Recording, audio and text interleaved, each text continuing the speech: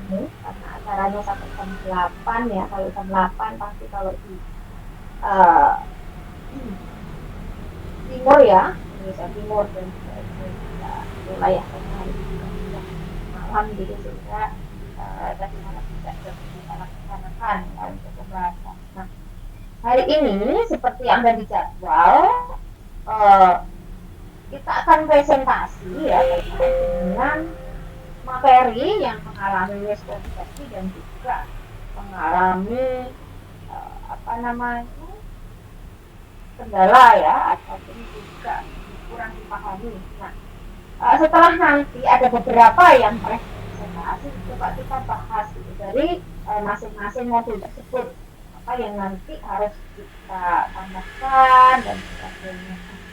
Seperti yang sudah saya sampaikan kemarin, ini ada yang mau ngaku nggak? Ini ada nggak yang berulang tahun di tanggal 3 ini?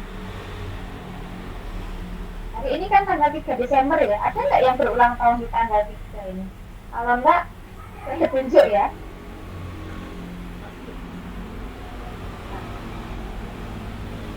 Nggak ada ya?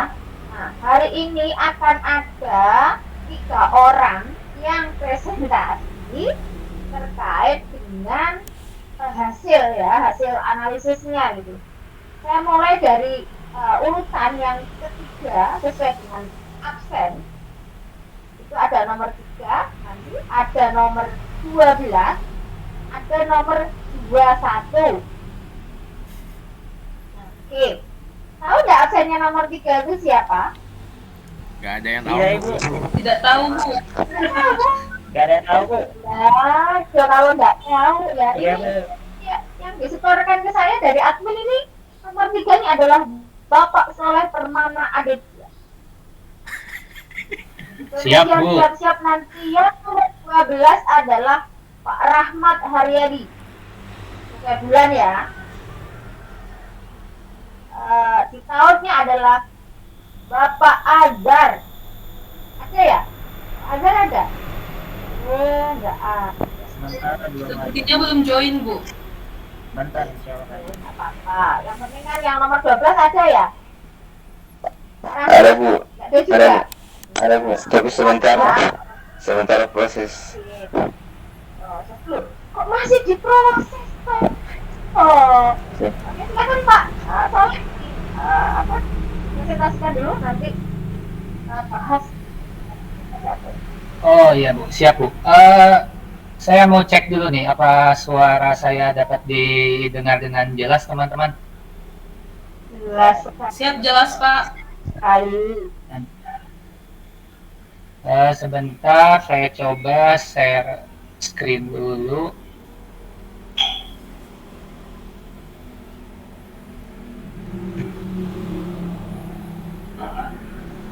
Apakah sudah terlihat teman-teman share screen dari saya? Terlihat, Pak. Sudah, Pak. Ukurannya apakah sudah bisa terbaca? Siap, sudah, Pak. Baik, terima kasih. Bismillahirrahmanirrahim. Assalamualaikum warahmatullahi wabarakatuh. Waalaikumsalam. Yang sama-sama kita hormati Ibu Farida selaku dosen atau yang memberikan materi untuk modul 6 ini.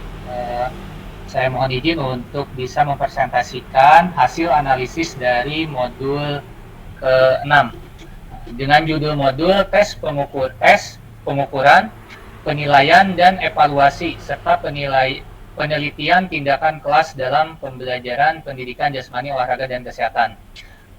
Judul kegiatan belajarnya yaitu yang pertama adalah tes pengukuran dalam pendidikan jasmani, yang kedua adalah penilaian dan evaluasi dalam pembelajaran pendidikan jasmani, olahraga dan kesehatan, yang ketiga adalah program remedial dan pengayaan dalam pembelajaran pendidikan jasmani, yang keempat perencanaan, pelaksanaan pelaporan penelitian tindakan kelas dalam pembelajaran pendidikan jasmani dan penyusunan artikel ilmiah.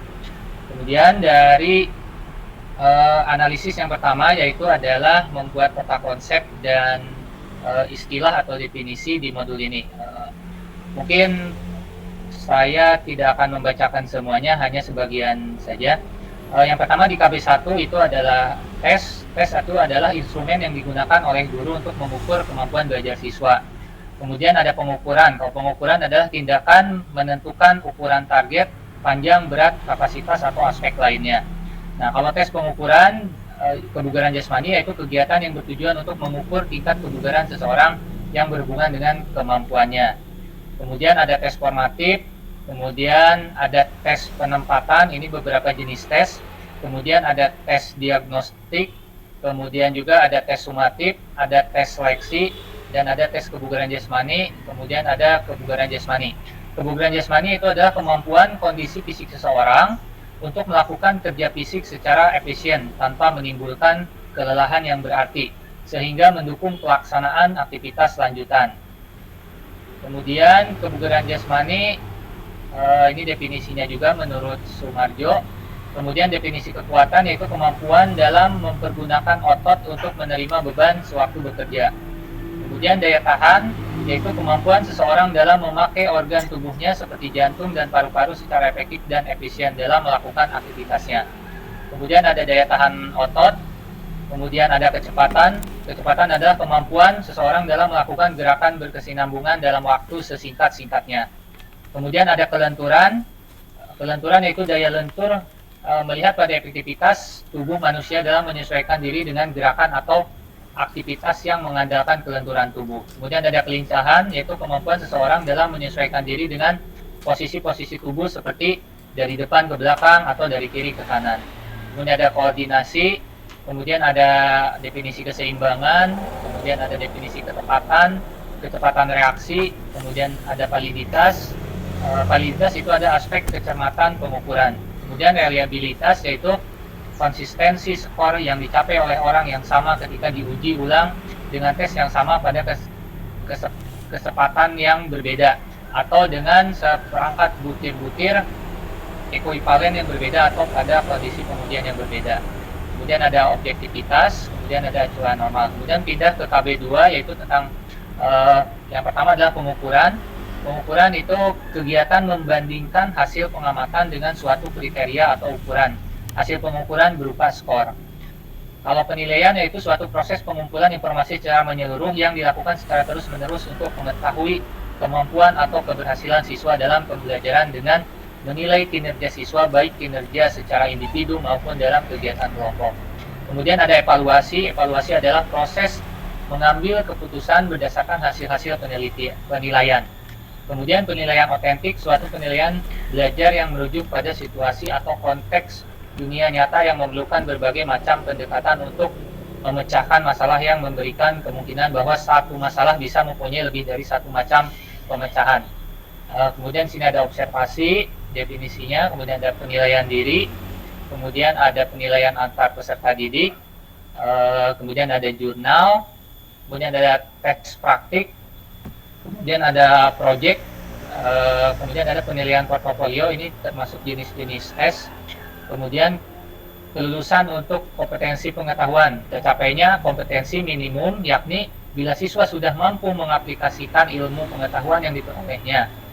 Kemudian ada ujian sekolah atau US, ada ujian nasional, kemudian ada penilaian sikap, kemudian ada tes lisan, ada tes tertulis, dan penugasan. Kemudian ada penilaian keterampilan.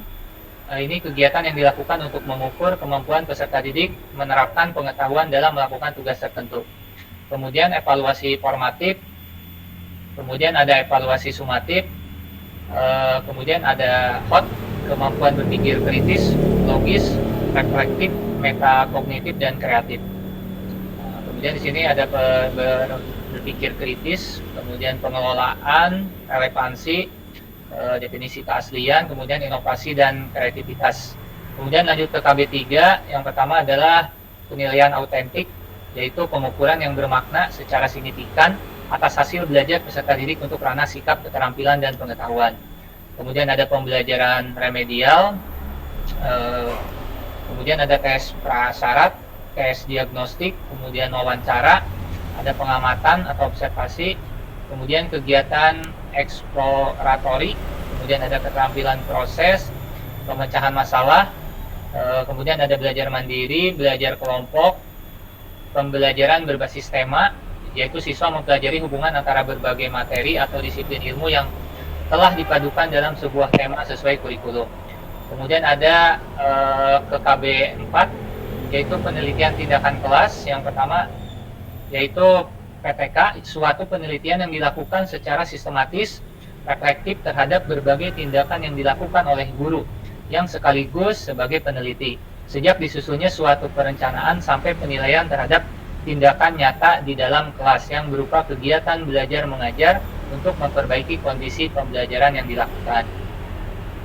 Kemudian ada classroom action research, kemudian observasi peer, yaitu observasi terhadap pengajaran seseorang oleh orang lain. Kemudian ada observasi terstruktur, kemudian definisi triangulasi, kemudian member check, audit trial, kemudian expert opinion, dan kemudian artikel ilmiah, yaitu laporan hasil penelitian yang ditulis dan dipublikasikan dalam seminar maupun dalam jurnal ilmiah. Kemudian berlanjut ke poin 2, yaitu daftar materi yang sulit dipahami di modul ini menurut saya. Yang pertama untuk di kegiatan belajar 1, yang pertama itu adalah tes formatif, umumnya mengacu pada suatu kriteria sehingga sering disebutkan tes acuan kriteria. Nah mungkin yang masih saya bingung ini, yang pertama itu adalah tentang tes formatif untuk PJOK, Bu. Nah, bagaimana contoh untuk di PJOK, tes formatifnya itu. Nah, kemudian yang kedua adalah perbedaan tes diagnostik dan tes sumatif. Karena bila dibaca dari definisi dan keterangannya itu hampir mirip-mirip antara tes diagnostik dan tes sumatif. Nah, apa yang membedakan dari kedua tes ini? Nah, kemudian untuk di KB2 yang sulit masih dipahami, yaitu penilaian autentik. Nah, ini penilaian autentik tidak hanya mengukur apa yang diketahui oleh peserta didik, tetapi lebih menekankan mengukur apa yang dapat dilakukan oleh peserta didik. Nah, ini masih saya bingung tentang teori atau konsep penilaian autentik ini. Kemudian yang KB 3-nya, yaitu yang tidak masih sulit dipahami. Yang pertama, prinsip pembelajaran remedial. Pembelajaran remedial merupakan pemberian perlakuan khusus terhadap peserta didik yang mengalami hambatan dalam kegiatan belajarnya. Nah, jadi prinsip pembelajaran remedial ini untuk di PJOK saya sendiri masih kesulitan, Bu. Konsepnya itu harus seperti apa, aturannya harus seperti apa, ya. Nah, itu juga termasuk materi yang masih sulit saya pahami. Kemudian di KB 4 ada beberapa jenis penelitian tindakan. 2 diantaranya adalah individual action research dan collaborative action research. Nah, ini kedua penelitian tindakan ini apa yang membedakannya, individual action research dengan collaborative action research? Nah, itu adalah materi-materi yang sulit dipahami. Lanjut ke poin 3, daftar materi yang sering mengalami miskonsepsi. Langsung ke KB 3. Di KB 3 menurut saya materi yang sering mengalami miskonsepsi itu adalah evaluasi formatif atau sumatif. Banyak dimanfaatkan hanya untuk menentukan kenaikan kelas dan mengisi buku rapot saja. Jadi untuk nilai rapot yang saya rasakan gitu kan, mungkin juga di yang lain juga sama, bahwa hasil akhirnya itu hanya dari evaluasi formatif atau sumatif. Kemudian di KB 4-nya itu adalah action research, berbeda dengan penelitian formal. Nah, terkadang kita sebagai guru ini melihat penelitian tindakan kelas itu hanya untuk mahasiswa-mahasiswa yang menyelesaikan skripsi mungkin, ya kan, atau tugas akhirnya seperti itu. Nah, jarang-jarang mungkin guru ini membuat penilaian PTK, ya, penilaian tindakan kelas yang bertujuan untuk dirinya sendiri, ya, untuk menguji hipotesis. Nah, jadi mungkin itu, Bu, presentasi dari saya mengenai modul 6. Terima kasih. Oke, baik, terima kasih Pak Soleh. Yang kedua, nanti setelah ini kita bahas. Gitu, maksud saya biar dari beberapa yang sudah presentasi, kemudian nanti kita bahas yang terkait dengan materi yang sulit dipahami atau juga yang miskonsepsi tadi, gitu ya. Silakan yang kedua tadi, yang nomornya 12, Pak Rahmat Daryadi. Pak Azhar siap-siap ya, setelah Pak Rahmat. Ya, tadi Pak Azhar lambat tadi ya. Iya bu, sementara masuk di laptop bu. Iya bu, tunggu sementara masuk di laptop. Ya.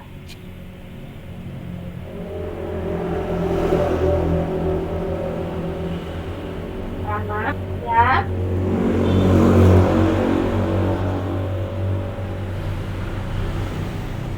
Halo.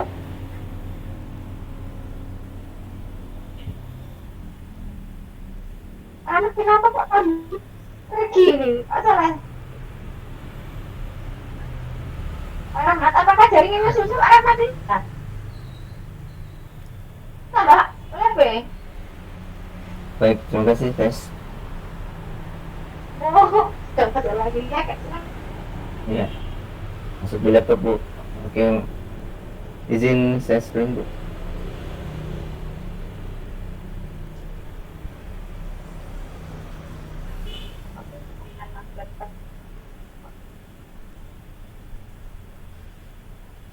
Ya, oke.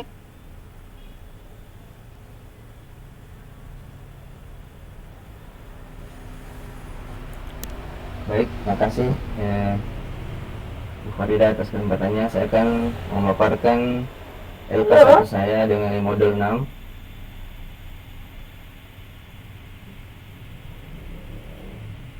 Halo. Ya, halo Bu. Baik, sudah kedengaran Bu?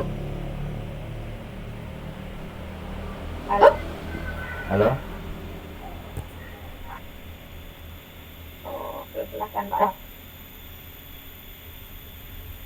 Baik, saya akan mempresentasikan LK1 saya di modul 6 ini dengan judul modul tes pengukuran penilaian dan evaluasi serta penelitian tindakan kelas dalam pembelajaran pendidikan jasmani dan kesehatan. Dalam modul ini terdapat 4 KB. Yang pertama, tes dan pengukuran dalam pendidikan jasmani. Yang kedua, penilaian dan evaluasi dalam pembelajaran pendidikan jasmani, olahraga dan kesehatan. Yang ketiga, program remedial dan pengayaan dalam pembelajaran pendidikan jasmani. Yang keempat, perencanaan, pelaksanaan, pelaporan, penelitian tindakan kelas atau PTK dalam pembelajaran pendidikan jasmani dan penyusunan artikel ilmiah. Baik, Halo. Ya, halo Bu. Pak, silakan. Baik, dalam yang pertama daftar peta konsep di modul 6 ini KB1 tes dan pengukuran dalam pendidikan jasmani.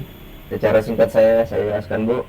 Yang pertama ada pengertian pengukuran dalam pembelajaran pendidikan jasmani. Yang kedua, kesegaran jasmani siswa. Yang ketiga, pengertian dari tes dan pengukuran serta tujuan pengukuran kesegaran jasmani ada 5, menentukan status, klasifikasi, diagnosa, dan bimbingan motivasi serta perbaikan mengajar. Yang ketujuh, ada tujuan tes dalam pembelajaran. 8, tujuan pengukuran. 9, fungsi pengukuran. Selanjutnya tadi ada sudah fungsi pengukuran. 11, prinsip-prinsip pengukuran ada 3, menentukan objek dan kegunaan pengukuran. 2, teknik pengukuran yang dipilih berdasarkan kegunaan dan kegunaan pengukuran. Yang ketiga, penilaian yang komprehensif memerlukan gabungan macam-macam teknik pengukuran. Selanjutnya ada jenis tes dan pengukuran dalam pendidikan jasmani. Berikutnya, kebugaran jasmani atau dikenal dengan istilah physical fitness. Pengertiannya ada di sini, yaitu kemampuan kondisi fisik seseorang untuk melakukan kerja fisik secara efisien tanpa menimbulkan kelelahan yang berarti sehingga mendukung pelaksanaan aktivitas lanjutan. Selanjutnya, 3 hal penting dalam kebugaran jasmani, yaitu pertama, fisik yang berhubungan dengan otot, tulang, dan dengan bagian lemak. Yang kedua, fungsi organ berhubungan dengan efisiensi sistem jantung, pembuluh darah, dan paru-paru atau pernafasan. Yang ketiga, respon otot berhubungan dengan kecepatan, kelenturan, kelemahan, dan kekuatan. Selanjutnya ada kriteria pemilihan tes, pengukuran, penilaian, dan evaluasi. Kriteria tes ada beberapa bagian. Selanjutnya, pengertian tes kebugaran jasmani dan tes kebugaran jasmani, fungsi beberapa tes kebugaran jasmani. Di sini juga dijelaskan bagian-bagian atau dikelompokkan tes dalam TKJI yang telah disepakati dalam peraturan. Berikutnya langkah-langkah pembuatan tes dalam pendidikan jasmani. Selanjutnya ada di KB 2, penilaian dan evaluasi dalam pembelajaran pendidikan jasmani, olahraga dan kesehatan, pengertian dari penilaian, pengertian dari evaluasi. Ada juga definisi dari penilaian, beberapa definisi dari penilaian. Selanjutnya ada manfaat dari penilaian. Kelima ada evaluasi, pengertian dari evaluasi dan tujuan dari evaluasi bagi peserta didik. Selanjutnya pengertian penilaian keterampilan dan 3 aspek dalam penilaian. Ada penilaian sikap, penilaian pengetahuan, penilaian keterampilan. Berikutnya instrumen penilaian sikap terbagi menjadi 4, yaitu jurnal, observasi, penilaian diri, penilaian antar teman sejawat. Berikutnya penilaian pengetahuan merupakan kegiatan yang dilakukan untuk mengukur penugasan pengetahuan peserta didik. Jenis-jenis pengetahuan, penilaian pengetahuan ada 3, melalui tes lisan, tes tertulis, dan tes penugasan melalui penugasan. Berikutnya penilaian keterampilan merupakan kegiatan yang dilakukan untuk mengukur kemampuan peserta didik menerapkan pengetahuan dalam melaksanakan tugas tertentu. Dalam penilaian keterampilan terbagi menjadi 3 jenis, yaitu dalam keterampilan unjuk kerja atau praktik, bentuknya portofolio, dan penilaian proyek atau proyek.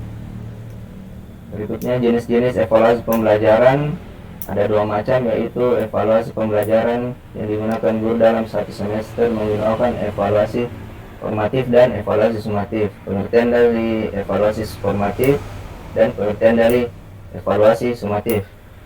Di KB 3, program remedial dan pengayaan dalam pembelajaran pendidikan jasmani. Ada pengertian remedial, beberapa prinsip yang diperhatikan dalam pembelajaran remedial.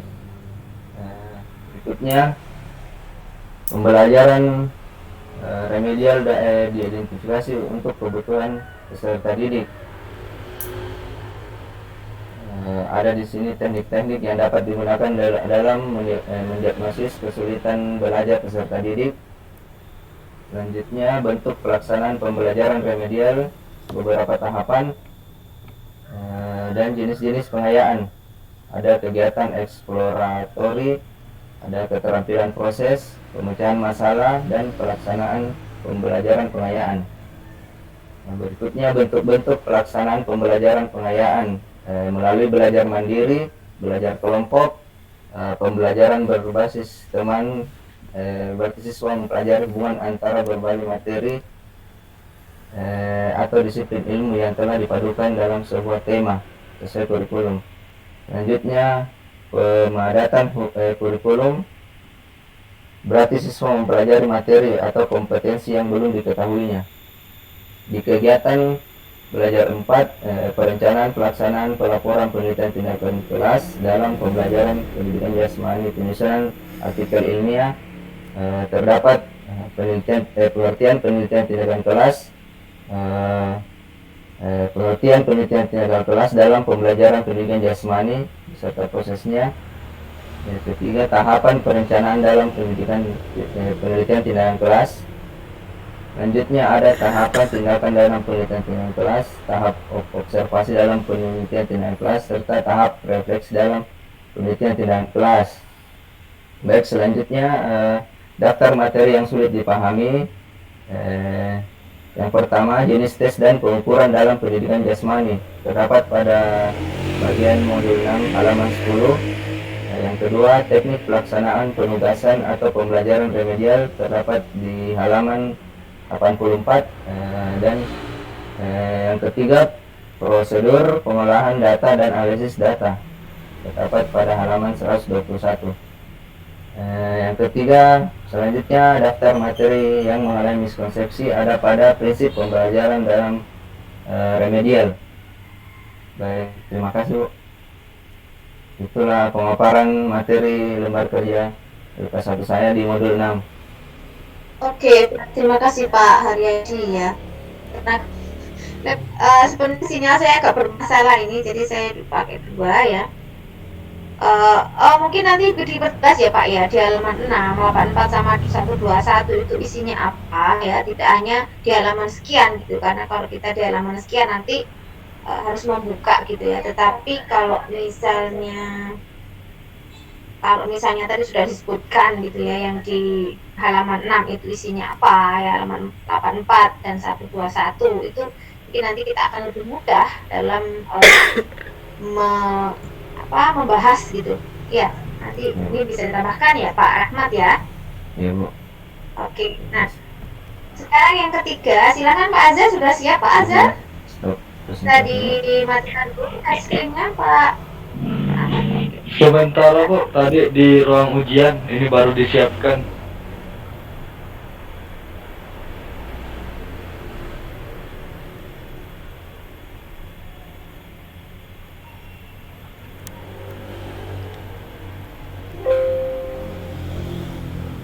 Silakan Pak Azhar. Maaf Bu, sementara. Nah tadi dari ruang ujian mengawal semester ini baru disiapkan di laptop Bu. Nah mungkin gini Pak dari Pak Rahmat, halaman 6 itu isinya apa sih Pak? Yang tadi materi yang sudah dipahami Pak, sebutkan Pak coba. Nanti biar kita bahas.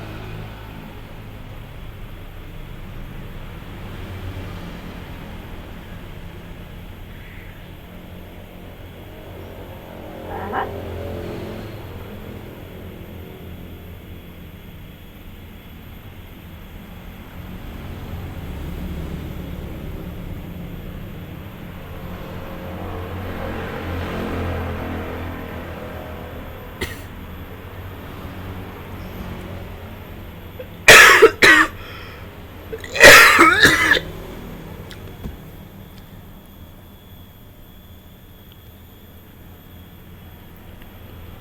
Halo Pak Rahmat. Bu, sebentar saya buka modulnya Bu. Oke, sambil menunggu Pak siapa? Pak Azhar.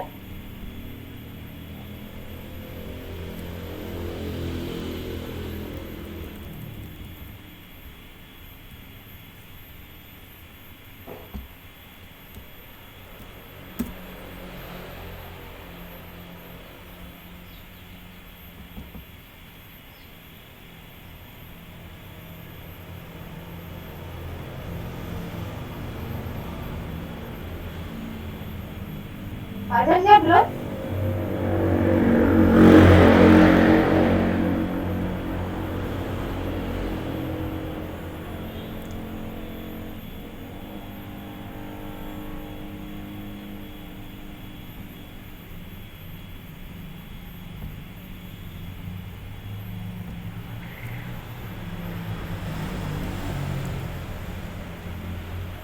Oke, baik Bapak Ibu, apakah mungkin dari dua presentasi yang sudah disampaikan oleh Pak Soleh dan Pak Rahmat tadi, mungkin untuk materi yang sudah dipahami dan juga miskonsepsi, apakah cenderung sama atau mungkin ada yang berbeda?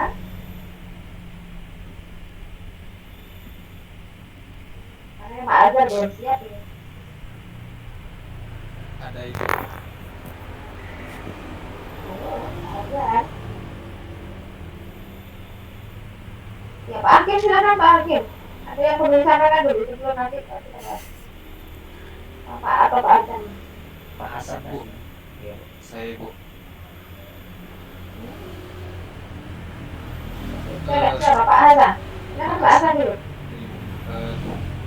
Ini Bu, ya masalah miskonsepsi ini Bu. Pak Hasan mau tanya atau mau apa gitu loh. Oh, ya Bu, saya mau bertanya yang masalah miskonsepsi namanya saya ini Bu. Mungkin selama menjadi guru ini Bu, saya belum tahu ini Bu, apakah program pengayaan itu bersifat wajib bagi guru atau tidak Ibu. Karena fakta di lapangan selama mengajar itu jamnya itu selalu pas Ibu, sehingga program-program pengayaan itu tidak tersampaikan Bu atau tidak terlaksanakan. Apa yang jadi pertanyaan saya tadi, apakah program pengayaan itu menjadi suatu kewajiban bagi seorang guru untuk melaksanakan program tersebut? Itu saja Ibu. Terima kasih.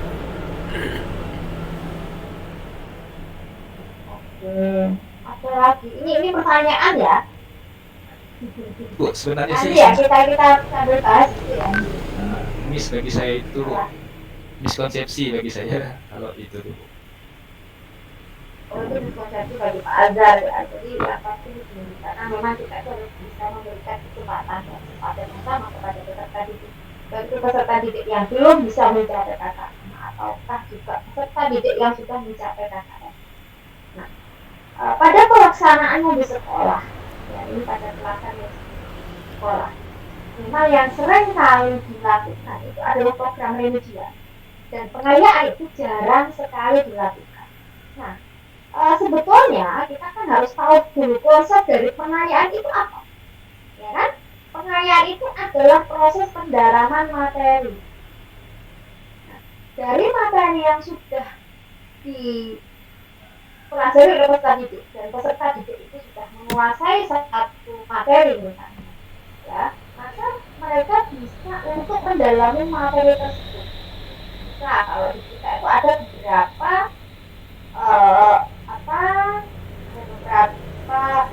jenis atau ya untuk lompat jauh misalnya.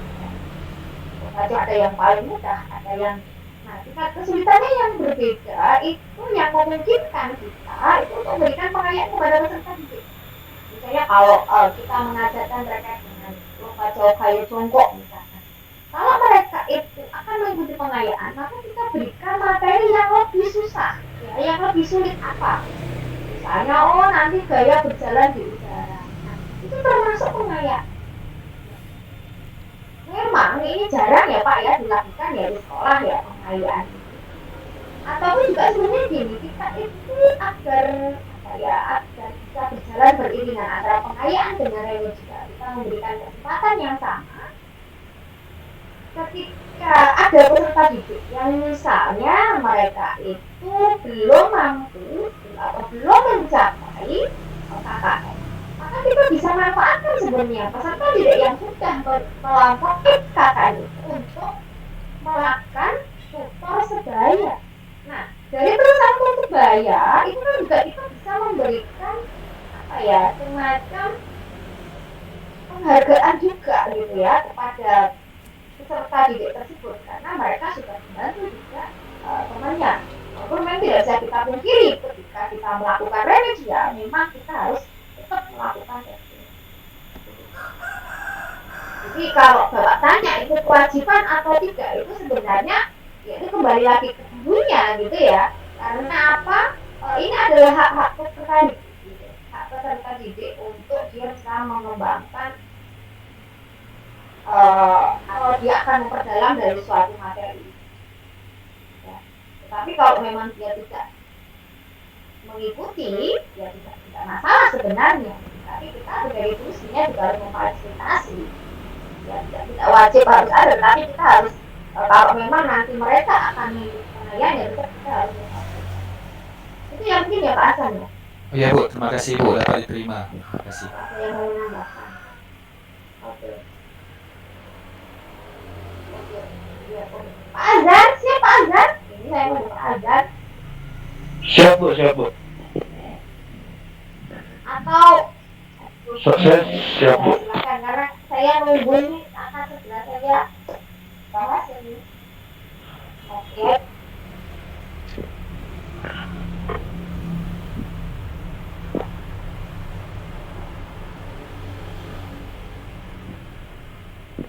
Baik, bismillahirrahmanirrahim. Assalamualaikum warahmatullahi wabarakatuh.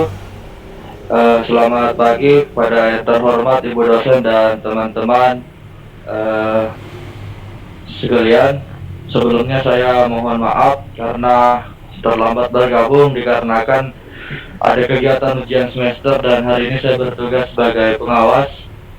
Baik, untuk memanfaatkan waktu langsung saja terkait dengan modul 6 lembar kerja LK1, yaitu tes pengukuran penilaian dan evaluasi serta penelitian tindakan kelas dalam pendidikan pembelajaran pendidikan jasmani, olahraga dan kesehatan.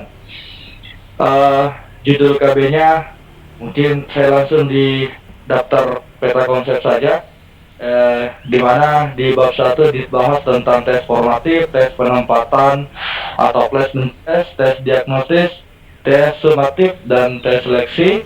Selanjutnya ada pengukuran, tes kebugaran jasmani, tes secara umum, tes praktik, proyek, penilaian portofolio, penilaian, evaluasi, penilaian, mengevaluasi. Ada juga tes lisan, tes tertulis, penugasan, dan evaluasi formatif.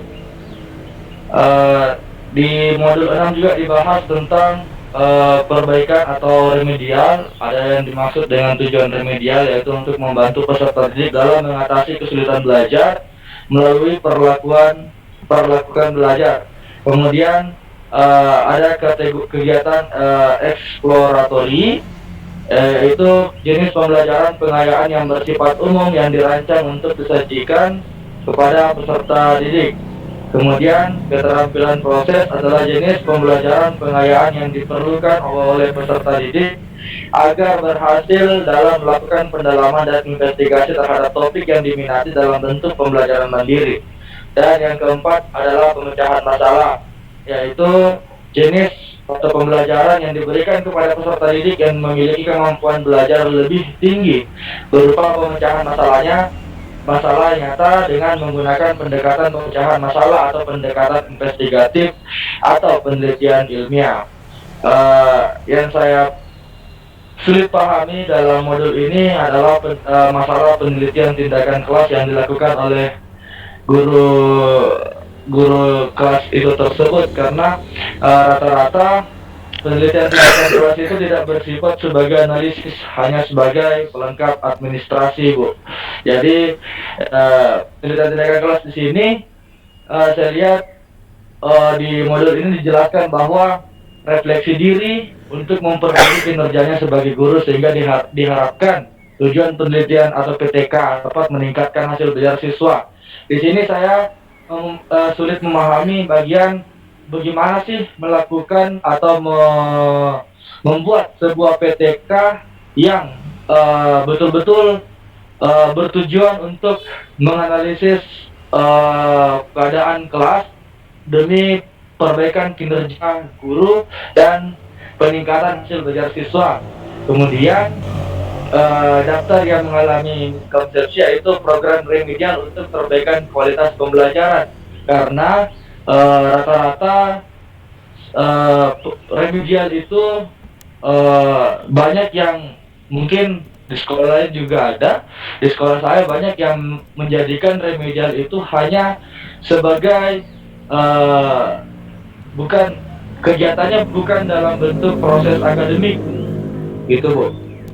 Banyak yang menjadikan kegiatan remedial sebagai hal-hal yang dalam tanda kutip hal-hal lain yang tidak berhubungan dengan proses pembelajaran untuk mendapatkan nilai. Jadi rata-rata peserta didik sekarang bahkan sebelum ujian pun mereka sudah berani bertanya, "Pak, kapan remedialnya, Pak?" Itu yang miskonsepsi yang harus yang saya mau angkat di topik modul 6 ini. Mungkin itu, Bu. Terima kasih.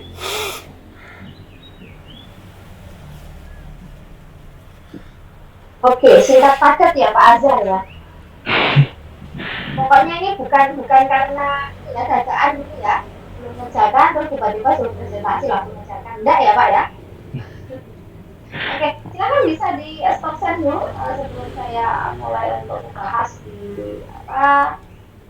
untuk modul 6. Nah, baik Bapak Ibu, tadi ada 3 orang yang sudah presentasi terkait dengan materi yang sulit dipahami atau materi yang mengalami miskonsepsi di modul 6. Nah, mungkin ada tambahan lagi terkait materi yang sudah dipahami dari beberapa teman tadi yang sudah presentasi. Ada yang mau menambahkan lagi mungkin? Atau sama? Bu, mau bertanya, mungkin dalam ini Bu, dalam suatu kasus yang pembelajaran penerapannya. Misalkan dalam pembelajaran Penja sendiri, PJOK kan Penja sendiri kan bukan seperti kepelatihan ya Bu ya. Saya pernah dikasih tahu bahwa dalam PJOK itu menitik beratkan pada proses kan Bu, pada proses pembelajarannya. Kemarin pernah saya tanyakan juga di modul berapa, saya agak lupa. Nanti tanyakan juga ke Ibu pada saat tes pada saat modul 6 tentang ini penilaian katanya. Ya, jadi saya tanyakan kembali Bu. Pada saat ini Bu, kita melakukan pembelajaran dan evaluasi juga. Nah, ada beberapa anak kan yang sudah memiliki kemampuan yang sudah baik sejak kita sebelum kita memberikan materi pembelajaran. Sudah punya kemampuan atas tugas tersebut.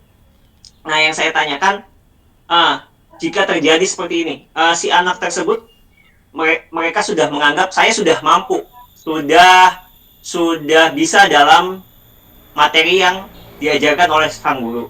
Tapi dalam proses pembelajarannya dia cenderung malas-malasan. Tapi pada saat tesnya dia memang mendapatkan nilai yang bagus. Nah, ada juga anak yang memang kemampuannya tadinya kurang, tapi pada saat proses pembelajaran dia mengikuti dengan baik dan mau mencoba dengan terus-menerus, bersemangat dalam pembelajaran. Nah, hasilnya ini si yang sudah tinggi di awal, dia memang tertinggi, tapi yang punya proses yang bagus ini, dia di bawahnya yang tinggi. Nah, kita lebih menitik beratkan atau memberi reward yang terbaik kepada yang mana ya Bu ya? Yang tertinggi ini, tapi dia malas-malasan karena menganggap dirinya sudah bisa, atau yang berproses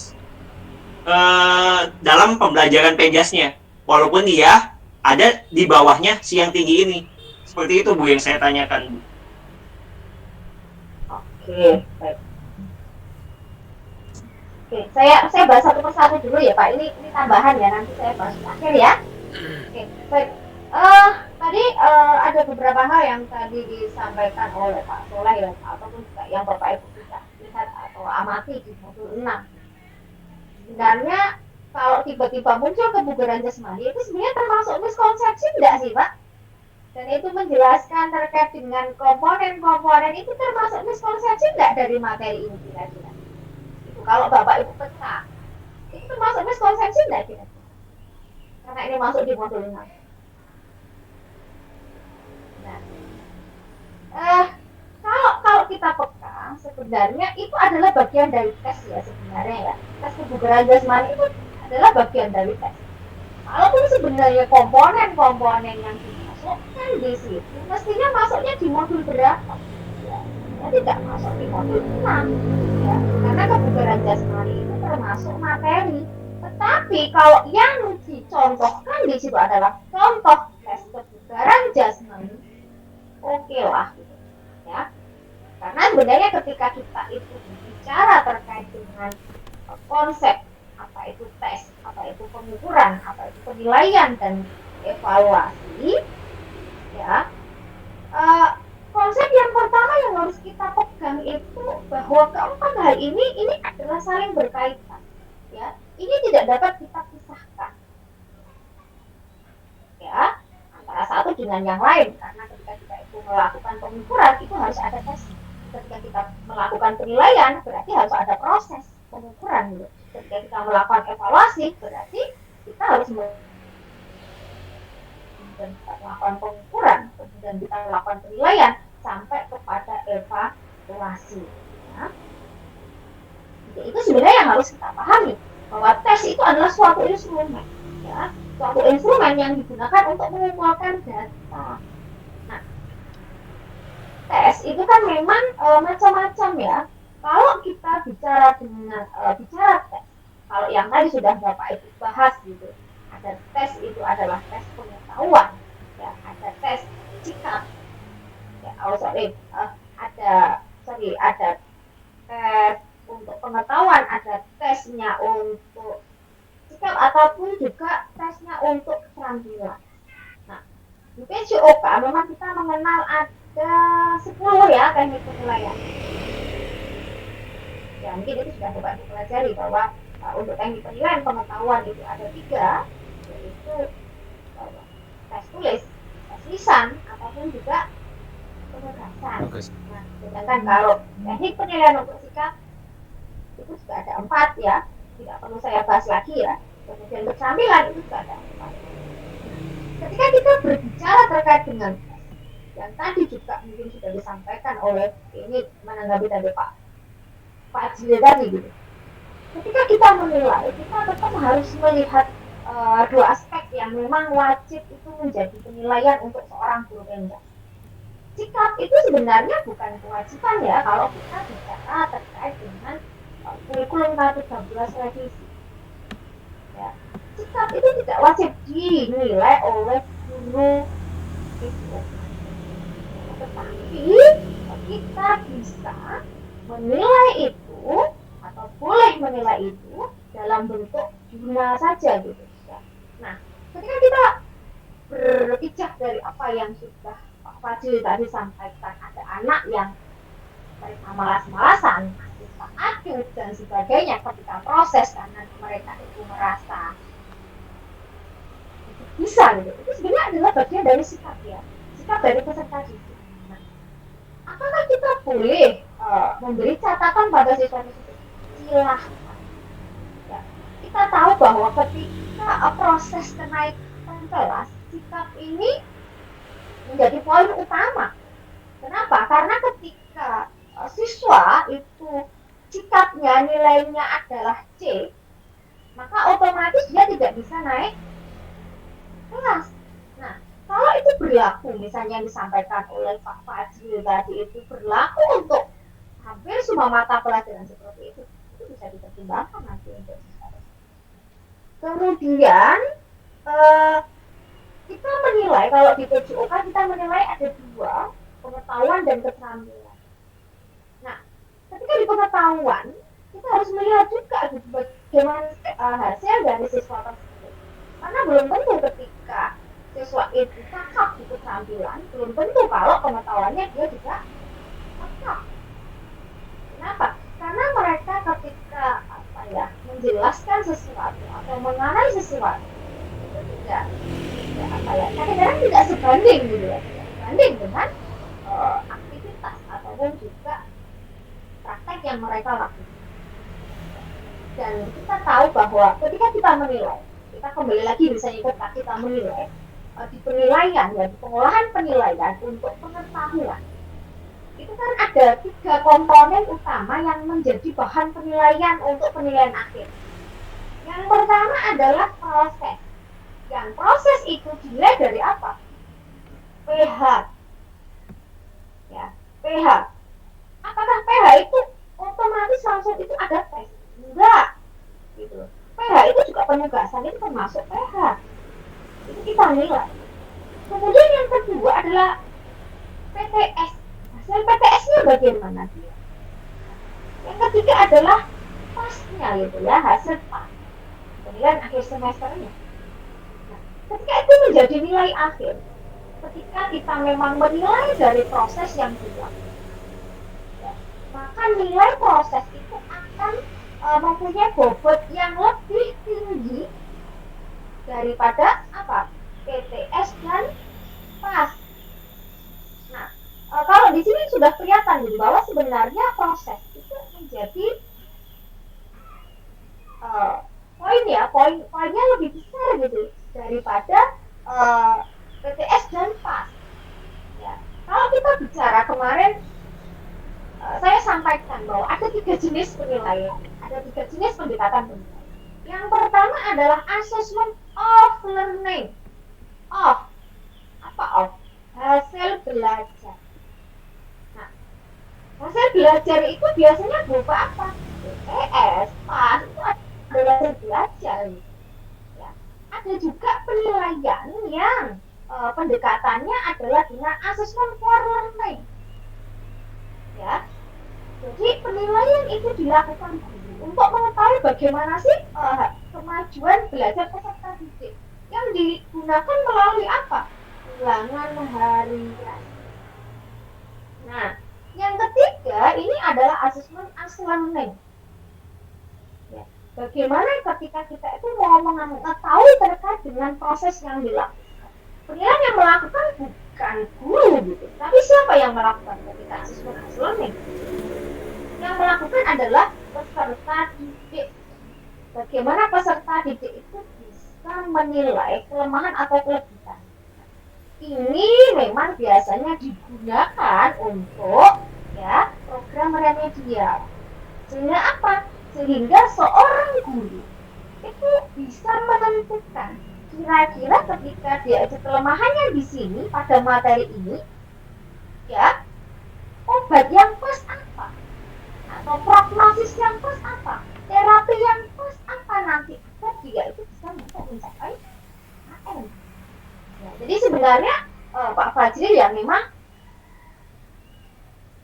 itu menjadi problem tersendiri gitu. Tapi kalau melihat dari permasalahan yang dihadapi, kita juga harus melihat lagi bagaimana sih pengetahuannya, kemudian bagaimana sikapnya. Sikap boleh kita masukkan ke jurnal yang nanti juga itu akan kita storekan ke wali kelas, ya kan?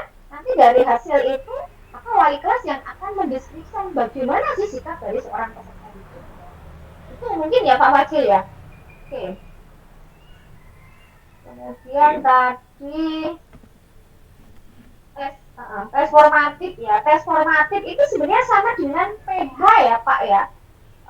Kalau tadi Pak Soleh mengatakan di KB1 materi yang sulit dipahami adalah terkait dengan tes formatif. Kalau di PJOK itu bagaimana kita itu memberikan tes formatif. Tes formatif yang kita berikan itu kan bisa saja gitu dalam bentuk pengetahuan ya, ataupun juga misalnya keterampilan gitu, walaupun memang kadang-kadang kita itu terbatas ya kalau untuk keterampilan. Karena ketika tes formatif itu sebenarnya bisa dilakukan dengan apa? Tes lisan bisa? Bisa ya. Jadi ketika kita menggunakan tes formatif itu ada 3 teknik yang bisa kita lakukan. Kalau misalnya di pengetahuan apa? Tes tulis boleh, ya kan? Tes lisan boleh, penugasan juga boleh gitu. Jadi ketika kita dalam proses pembelajaran kita melakukan tanya jawab kepada siswa, itu sebenarnya sudah ada formatif. Bagaimana sih pemahaman siswa dari apa yang sudah disampaikan oleh guru? Ya, itu termasuk formatif. Kemudian tadi disampaikan juga terkait dengan tes diagnosis. Apa sih bedanya antara tes diagnosis dengan tes sumatif? Ya beda tes diagnosis sama sumatif. Kalau tes sumatif ini kan dilakukan ya di akhir proses, ya kan? Setelah misalnya dalam 1 semester, kemudian peserta didik diberikan beberapa KD dari PJOK gitu. Nah, dari beberapa KKD itu ketika di pertengahan atau akhir semester itu kan ada namanya itu tes sumatif. Apa bedanya dengan tes diagnostik? Tes diagnostik ini adalah untuk mendiagnosa. Jadi misalnya seorang peserta didik mengalami permasalahan tertentu, misalnya tadi ya bisa kita manfaatkan sebenarnya tes diagnostik ini di mana program remedial. Ya, kita akan tahu misalnya kelemahannya ini ada di mana sih, kita gunakan tes diagnostik. Sehingga tadi ketika kita sudah tahu kelemahan, maka kita bisa memberikan perlakuan.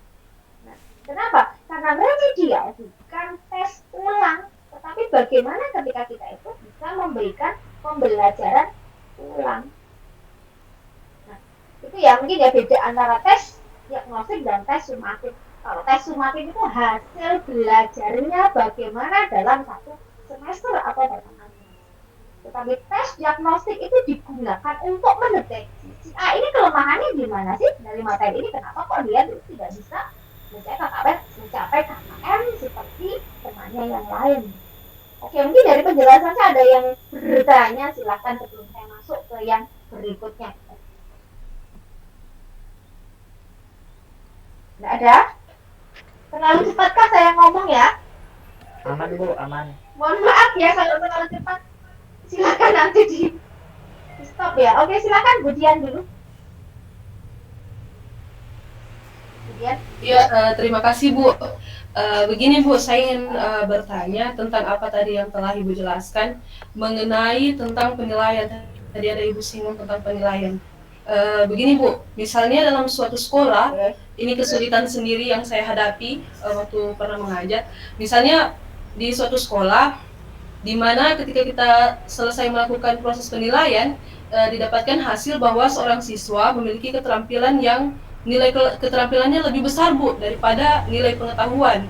Kemudian sedangkan ketika kita menginput misalnya nilai rapor yang di jumlah itu adalah nilai dari pengetahuannya.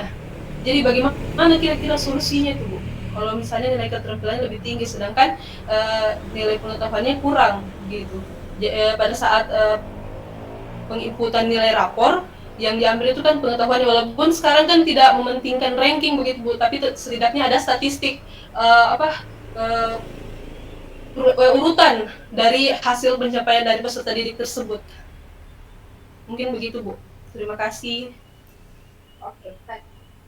Saya tanyakan. Di sekolah Ibu menggunakan kurikulum apa? 2013 Bu. Sebelumnya. Di 2013 itu kan ada dua kan ya? Ada dua kan? Kegiatan pengetahuan sendiri, keterampilan sendiri kan?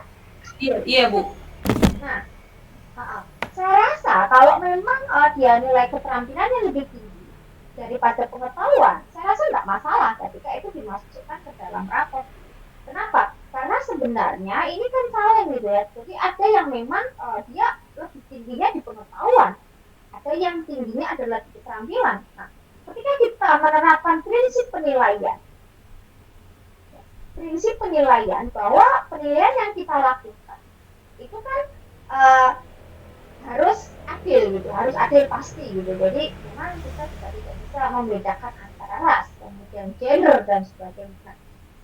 Kemudian juga penilaian itu bersifat yang terakhir apa Bu? Akuntabel. Ya, kalau dilihat dari prinsip penilaian, dicek ya nanti ada 9 prinsip penilaian ya, menurut Permendikbud nomor 26 tahun 2016. Nah, di situ akuntabel berarti penilaian harus kita pertanggungjawabkan gitu ya. Ketika memang dia di keterampilannya tinggi, di pengetahuannya rendah, kalau kita memang mau tadi akuntabel, jadi pertanggungjawabannya tetaplah kita masukkan sesuai dengan kondisi yang sebenarnya gitu ya. Kita tidak memberikan karena memang penilaian juga salah satu prinsipnya apa? Objektif ya, bukan subjektif. Nah, itu gitu. Jadi tidak masalah kalaupun memang ya di pengetahuan KKM-nya belum belum mencapai KKM, ya berarti kita harus lakukan remedial. Nah, memang kalau ini tidak hanya pelaksanaan remedial ini banyak yang mengalami kesulitan gitu. Kesulitannya apa? Waktu. Ya kan? Kapan kita akan melaksanakan pendidikan remedial gitu? Karena memang waktunya kadang-kadang itu sudah tidak ada gitu. Apalagi misalnya kita harus melakukan pembelajaran ulang, ataupun kita harus melakukan pembelajaran secara individual, apakah kita memanfaatkan tutor sebaya ya mungkin yang memang bisa digunakan atau dilakukan ketika melakukan remedial, paling tidak ada progres ya, ada proses yang dilakukan. Oke lah, nanti mungkin dari dari kegiatan remedial yang dilakukan itu kemudian memilih salah satu, misalnya saya memberikan penugasan saja. Penugasan mereka diminta untuk mempelajari materi di KD yang memang mereka itu belum bisa mencapai itu, kemudian nanti kita lakukan penilaian. Penilaiannya apakah harus ya memang mestinya adalah tes ulang gitu, tapi bisa juga nanti dilakukan oleh penilaian modul. Jadi gitu ya, kemudian ya kita harus tetap tadi objektif, kita juga harus bisa akuntabel gitu, bagaimana kita mempertanggungjawabkan penilaian yang kita sudah. Itu ya kemudian ya. Iya Bu. Soalnya begini Bu, biasa kan di lingkungan ketika masuk ke lingkungan orang tua ya Bu, kadang orang tua itu kenapa ini anaknya kan berprestasi kan, keterampilannya bagus ini, kenapa nilai pengetahuannya jelek? Jadi masih menjadi miskonsepsi begitu di kalangan orang tua yang menginginkan anaknya nilainya tinggi begitu Bu. Ya berarti kita kan begini ya, di salah satu penilaian atau salah satu prinsip penilaian seharusnya adalah penilaian itu terbuka. Ya, ketika terbuka, di mana seorang guru itu sudah bisa menjelaskan bagaimana sih nanti penilaian yang akan kita lakukan. Ya, penilaian yang akan lakukan itu seperti ini bla bla bla, dijelaskan. Nah, penilaian di PJOK itu ada dua gitu, pengetahuan keterampilan. Nah, bagaimana Anda itu bisa menyeimbangkan antara keduanya? Kenapa? Karena ketika prinsip penilaian terbuka, kita kan memang harus terbuka. Prosesnya bagaimana, apa saja yang nanti akan dinilai, dan sebagainya, itu kan kita coba jelaskan gitu. Jadi memang agak susah juga sih gitu, kalau musuh orang tua gitu. Apalagi kalau misalnya ada kriteria ya, ada kriteria A, B, C, D gitu ya. Ketika nilainya itu C, padahal nilainya sudah 80, itu kadang-kadang diprotes. Ini anak saya loh, ini 80. Mestinya kan ini masuk ke baik gitu. Kenapa kok ada C? Karena mereka tidak paham bagaimana kriteria yang digunakan untuk orang tersebut. Karena C itu mereka menganggap ini jelek gitu, padahal ketika C itu kan mereka menggunakan itu kemudian ya. Siap Bu. Oke, baik. Ada lagi tadi Pak Fajri lagi nih, tanya lagi. Jadi Pak Fajri, apa enggak? Atau saya Iya, Bu. teruskan? Iya, yang tadi yang masalah penilaian tadi Bu, boleh maaf nanya lagi ya Bu ya, soalnya masih belum paham ya, belum ini.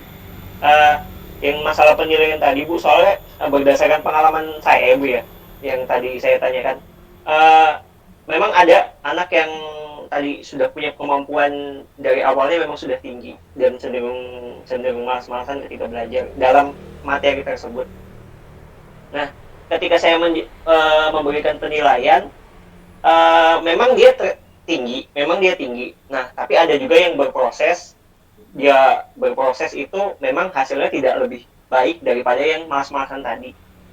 Ketika saya kan memang dalam penilaian cuma ada dua ya Bu ya, pengetahuan sama keterampilan. Nah, ketika saya memberi nilai di keterampilan ini, nilai proses tersebut itu dimasukkan atau memang objektif hanya nilai pada saat evaluasinya saja. Karena yang saya lakukan dulu itu mungkin yang dia malas-malasan itu tetap saya kasih nilai tinggi karena memang hasilnya tinggi.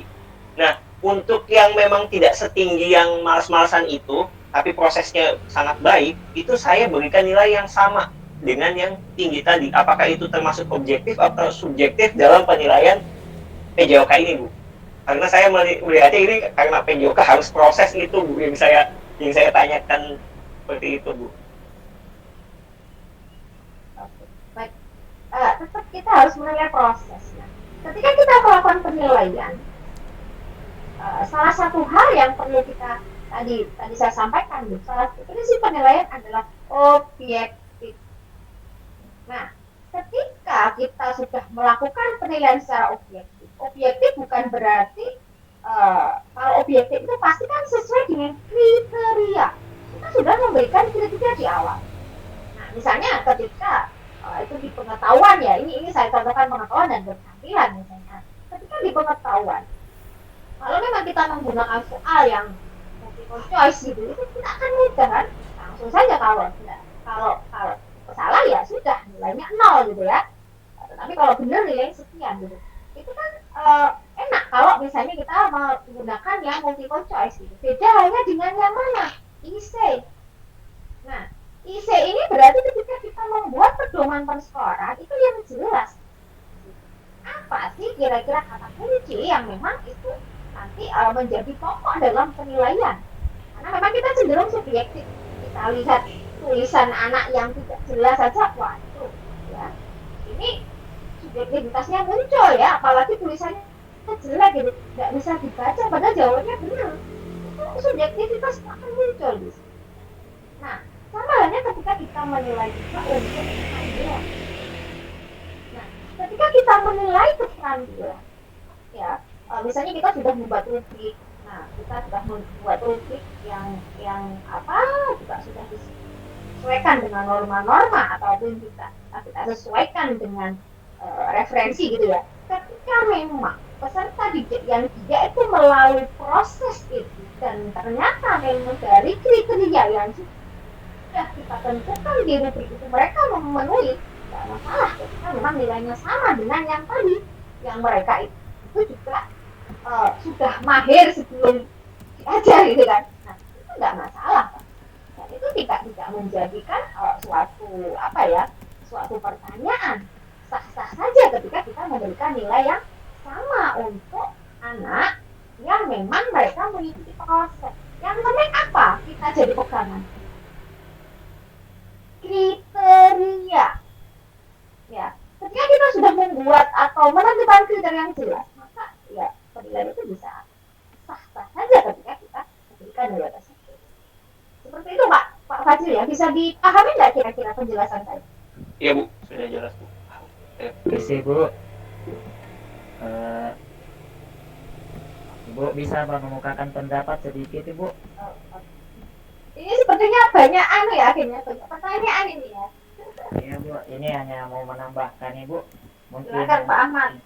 saya pikir juga. Jadi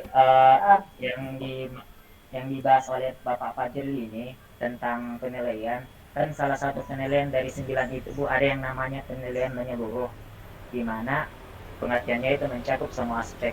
Jadi walaupun kita di guru penjas tidak diberatkan pada titik afektif, tetapi di dalam menentukan penilaian keterampilan itu kita juga bisa masukkan di situ sikap Bu. Di kognitif juga kita juga bisa masukkan sikap. Jadi kita bisa menjelaskan kepada siswa, walaupun saya hari ini menilai tentang keterampilan, tetapi dari proses awal sampai akhir itu saya nilai ada prosesnya.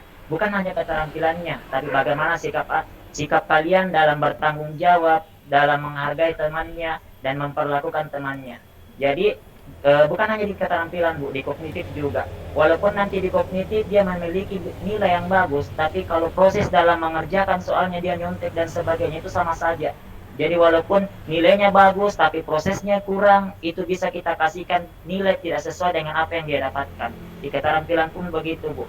Walaupun dia bagus dalam praktek tetapi selalu mengganggu temannya, kita berhak dalam guru untuk memberikan nilai yang layak sesuai dengan apa yang dia lakukan Bu. Karena dalam prinsip penilaian bukan hanya objektif atau akuntabel yang kita lihat, ada juga sifatnya itu menyeluruh, mencakup semua aspek kognitif, afektif dan psikomotornya. Terima kasih Bu. Oke, terima kasih. Mungkin tadi sudah saya sampaikan ya Pak ya, memang sikap juga menjadi salah satu ya, tetapi kan memang sebenarnya kita tidak wajib, tetapi ketika kita memang menemui hal seperti itu adalah menjadi catatan tersendiri gitu ya. Catatan tersendiri bagi guru PJOK yang nanti akan dimasukkan ke siapa? Ke wali kelas. Karena yang akan membuat diskusi terkait dengan sikap itu adalah wali kelas.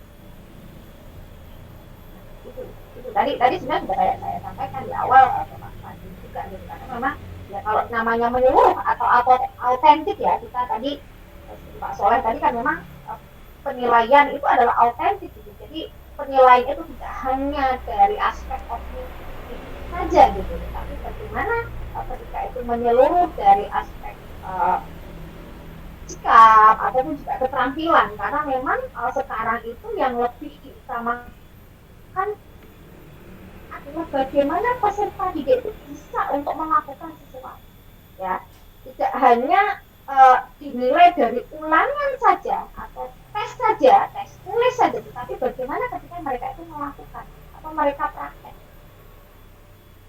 Nah, itu yang dinamakan menyeluruh. Jadi tidak hanya ke kognitif tetapi ke semua aspek.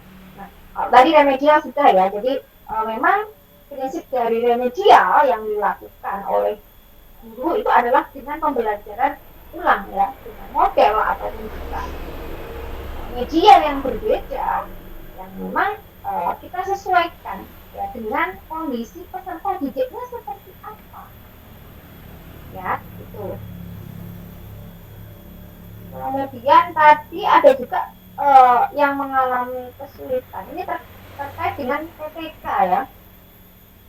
PTK ini adalah penelitian tindakan kelas yang memang PTK ini tidak sama ya prinsipnya dengan penelitian yang dilakukan secara umum ya, atau penelitian yang itu maksudnya adalah eksperimen.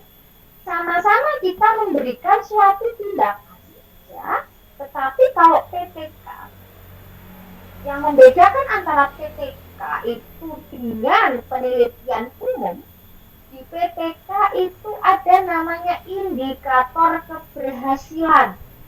Nah, indikator keberhasilan itu harus kita tentukan di awal dulu ya, sesuai dengan kondisi dari peserta didiknya. Misalnya di awal masih ada sekitar 50 peserta didik yang belum mencapai KKM. Ketika kita sudah menganalisis akar masalah, kemudian kita itu sudah mencari obat yang tepat, dan kita memberikan obat itu, kira-kira obat itu bisa tidak menyembuhkan sakitnya tadi misalnya, apakah itu bisa tidak KKM itu bisa tercapai oleh mereka. Misalnya kita menentukan, nanti di awalnya ada 50% siswa itu belum mencapai KKM. Kemudian kita temukan indikator keberhasilan. 80% siswa ini nanti akan mencapai KKM. Nah, ketika kita melakukan PTK, kemudian kita melakukan tindakan per siklus 1 misalnya masih sekitar 70% siswa yang mencapai KKM. Nah, berarti kita harus melakukan refleksi. Ya, kalau misalnya obatnya itu dosisnya mungkin yang awal itu dosisnya hanya sedang gitu ya, karena belum mencapai maka dosisnya kita tambah lagi gitu. Sehingga apa? Nanti di siklus kedua diharapkan 80% siswa itu sudah mencapai KKM. Ketika sudah 80%, otomatis indikator keberhasilan sudah tercapai ya. Kenapa Bu Septi? Suaranya putus-putus, Bu. Putus-putus? Tadi agak putus-putus, iya. Iya. Saya tak pakai HP. Sinyalnya di sini, di hotelnya agak bermasalah. Bentar.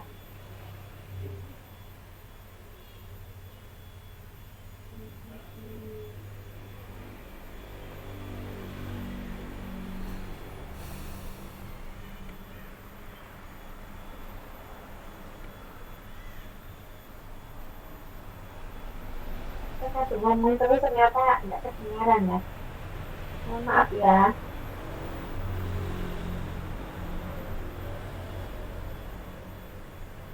Oke. Saya tadi sampai mana Pak ya? Siklus kedua, Bu. Oke, baik. Tadi saya sampaikan bahwa beda antara penelitian tindakan kelas dengan penelitian umum atau eksperimen itu adalah dari tadi indikator keberhasilan.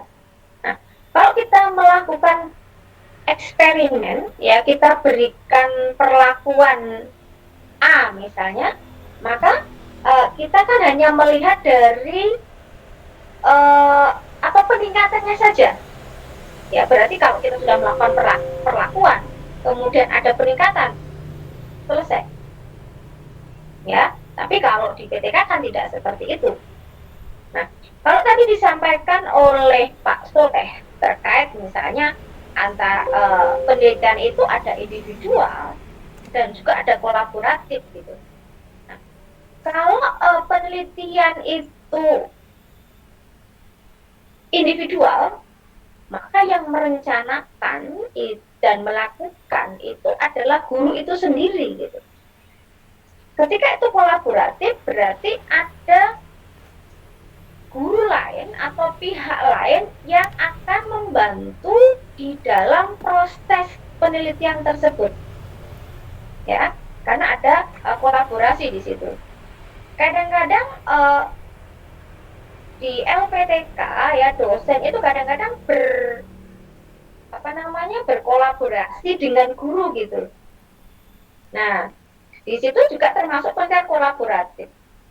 Tidak hanya seperti itu, tetapi juga mungkin dari guru mata pelajaran yang sama yang tergabung pada MGMP di sekolah gitu, itu juga bisa melakukan kolaborasi di dalam melakukan PTK. Ya, karena memang PTK itu tidak dapat digeneralisasikan. Hanya apa? Hanya berlaku untuk satu kelas itu saja. Ya. Tuh. Kemudian tadi apalagi ya?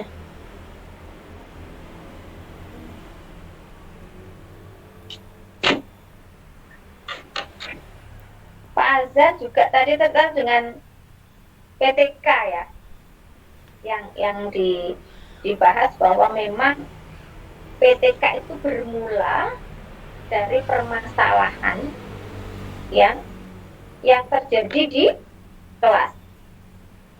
Nah, ketika siswa yang belum mencapai KKM misalnya jumlahnya sedikit, maka kita hanya melakukan proses remedial. Tetapi misalnya lebih dari 50% siswa belum mencapai KKM, maka kita perlu merefleksikan ya dari kondisi tersebut atau permasalahan tersebut sehingga kita buat ke dalam PTK. Nah, ini yang memang kadang-kadang jarang ya dilakukan oleh guru gitu. Kadang-kadang guru itu melakukan PTK itu hanya untuk memenuhi misalnya kepangkatan ya, ini kalau PNS ya, itu pasti gitu. Tetapi itu bukan dia sendiri yang buat gitu, yang buatkan adalah orang lain. Itu banyak yang seperti itu, beli gitu. Itu banyak sekali ya kalau terkait dengan PTK. Kemudian, nah mungkin yang di Pak Rahmat tadi yang sudah dipahami sudah mencakup dari apa yang saya jelaskan atau belum ya? Tadi ada yang bagian pertama Bu untuk jenis tes dan pengukuran dalam pendidikan jasmani Bu. Mengenai jenis tes dan pengukuran itu sendiri, di sini disampaikan bahwa tes tersebut haruslah valid, harus dilakukan dengan valid. Sementara dan dapat dilakukan secara berkali-kali. Yang artinya Bu, seumpama tes keterampilan dalam guling ke depan, contoh kasus ya Bu, seumpama seorang siswa melakukan tes keterampilan guling ke depan, sementara siswa tersebut mengalami masalah dalam kepercayaan diri dalam melaksanakan guling ke depan tersebut, apakah kita sebagai guru penjas dapat mengganti tes keterampilan tersebut dengan materi lain atau dia lakukan secara berulang-ulang? Sementara di sini mengatakan harus dapat dilakukan secara berkali-kali. Terima kasih Bu. Oke, baik. Saya jawab ya Pak ya. Ketika misalnya kita itu melakukan proses penilaian, ya kalau itu kan sebenarnya pengukuran gitu kan. Nah, sebelum kita melakukan, sebenarnya yang valid dan reliable itu adalah alat ukurnya Pak. Ya. Jadi saya rasa ketika ada tes yang memang itu dibuat oleh seorang guru, ya, dan itu sudah pernah digunakan, ya, itu dinyatakan bahwa tes itu valid, gitu. Ya. Kalau misalnya yang Bapak hadapi tadi itu adalah permasalahan ya. Permasalahan yang dihadapi oleh peserta didik itu ya, jadi kita harus bisa membedakan validitas dan reliabilitas. Ini lebih kepada alat ukur yang kita gunakan, alat ukurnya. Jadi sebelum kita melakukan tes itu kita harus melihat apakah tes yang kita gunakan itu valid atau tidak, reliable ataukah tidak, bukan pada pelaksanaan. Ya, kalau pelaksanaannya memang ada beberapa peserta didik yang mengalami kesulitan, terutama tadi di guling depan ataupun juga guling belakang, itu adalah suatu permasalahan pembelajaran. Apa yang nanti akan kita lakukan untuk mengatasi permasalahan tersebut, gitu. Ya, jadi kita bedakan ya Pak ya. Kalau validitas, reliabilitas itu lebih kepada alat ukurnya. Itu bisa diterima, gitu kan? Nah, siap, dimengerti Bu. Oke, ada lagi. Kita kurang 4 menit ya. Saya harus mengakhiri tepat waktu ya, jam 9. Mungkin nanti kalau kita bisa ketemu setelah maghrib mungkin ya. Ada yang perlu didiskusikan lagi, nggak apa-apa. Mungkin terkait dengan tugas ya, agar tidak bingung nanti terkait tugas. Bentar Pak Azhar tanya ini. Ini siapa saja yang tanya?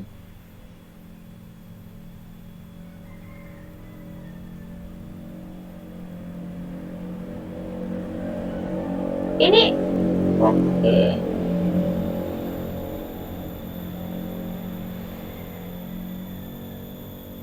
Oke, tadi sebenarnya sudah saya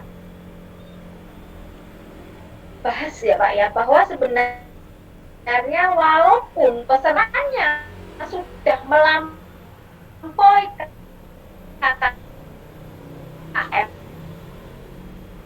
semua C, maka otomatis dia tidak bisa naik kelas. Nah, ini berarti bahwa sikap itu mempunyai peran penting di dalam proses pembelajaran yang dilakukan, gitu. Ya, jadi poinnya memang besar ya untuk sikap. Nah, jadi ketika proses pembelajaran tadi seperti disampaikan, ada anak yang mungkin tidak tidak memperhatikan ataupun mungkin tidak sopan kepada temannya atau gurunya, maka itu adalah menjadi catatan tersendiri bagi guru yang nanti akan dimasukkan ke dalam yang akan dilakukan kepada wali kelas. Nah, wali kelas ini yang nanti akan mendeskripsikan semua sikap, ya penilaian sikap yang masuk di wali kelas tersebut, gitu. Ya, jadi nanti akan ditentukan bagaimana sih sikap si A ini, gitu. Kalau memang sikap si A ini tidak atau mungkin nilainya kurang atau nilainya C, maka otomatis dia tidak bisa naik kelas. Itu ya Pak Azhar kan? Oke. Cukup mungkin Bapak Ibu ya untuk pagi ini ya. Siap Bu. Iya Bu. Siap Bu. Nanti kita lagi gitu ya. Oke. Ya mungkin kita ketemu 1 jam atau berapa gitu ya. Siap. Jam 6 nanti. Oke. Saya juga ini tidak bisa melihat gitu. Yang saya lihat itu hanya Pak Fadil, Pak Hakim, Pak Hasan, Pak Rahmat, Pak Soleh sama Bu Dian. Apakah memang yang lainnya memang off cam ya? On Bu, saya Bu. Nyala terus Bu. On. Tidak Bu, ada yang on. Ada Pak Boy, ada Bu Seti, ada Pak Alsabah, Pak Fajril, Ade Agung. Oke, berarti memang semua ya enggak catat itu. Oke. Ya, monggo silakan screenshot ya. Saya tidak bisa screenshot karena tidak keluar gambarnya sama sekali. Oke, baik Bapak Ibu, mungkin itu dulu untuk pembahasan kita terkait dengan materi yang sulit dipahami dan juga miskonsepsi. Apabila memang nanti ada yang perlu kita diskusikan lagi, kita ketemu nanti malam ya, setelah maghrib ya, karena kalau terlalu malam kasihan juga yang di Indonesia bagian timur ataupun juga bagian tengah. Terima kasih, mungkin itu yang dapat saya sampaikan. Ada kurang lebihnya saya mohon maaf. Saya kiri selamat pagi. Assalamualaikum warahmatullahi wabarakatuh. Waalaikumsalam warahmatullahi wabarakatuh.